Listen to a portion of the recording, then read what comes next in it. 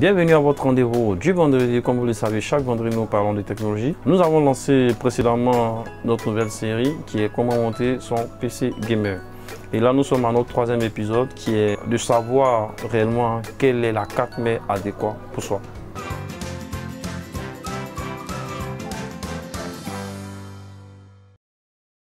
Tout d'abord, avant de faire le choix de votre carte mère, c'est quoi déjà une carte mère? Une carte mère, c'est une carte mère, voilà. Une carte mère, c'est une carte mère. Voilà.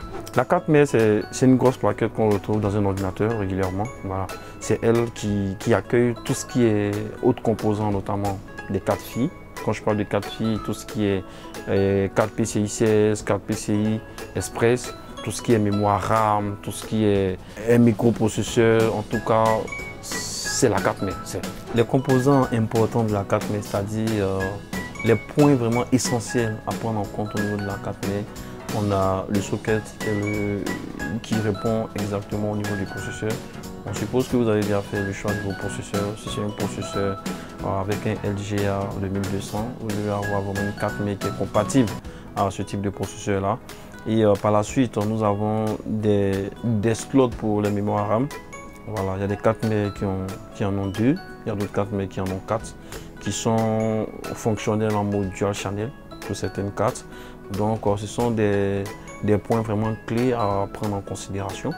Et aussi, ce qui est très important à savoir au niveau de la carte mère, il y a des cartes mères qui sont compatibles à des fréquences de RAM allant de 3600 MHz pour avoir vraiment un rendu ou bien un rendement vraiment meilleur au niveau de l'exécution des tâches. Le composant qui devait influencer sur le choix de votre carte mère, il s'agit du port PCI 16. Celui-là même où vient se loger votre GPU, voilà, pour vous donner une qualité vidéo vraiment très satisfaisante.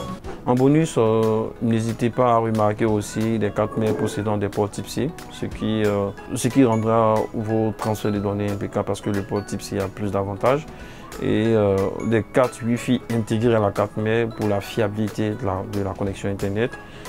Et sans oublier aussi des cartes mères possédant des ports PCIe pour des SSD de type NVMe pour tout ce qui est transfert de données de façon vraiment très fluide, très rapide et aussi d'exécution de vos différents programmes. Pour le choix de vos cartes mères, voilà, comme nous l'avons dit, il y a plusieurs constructeurs qui se partagent la part du gâteau dans ce secteur-là, notamment MSI, Asus, Gigabit, Saphir. Il y a vraiment beaucoup de constructeurs. Mais on a vraiment de bons retours avec des cartes mères MSI, Asus et tout ça. Mais n'hésitez pas, si vous avez de bons retours aussi sur certaines cartes mères que vous avez eu à utiliser, n'hésitez pas de nous notifier ça en commentaire et à donner aussi votre expérience sur ces cartes. Après avoir choisi l'alimentation, le processeur, la carte mère, tous ces différents composants doivent être dans une température vraiment très ambiante. Place au refroidisseur.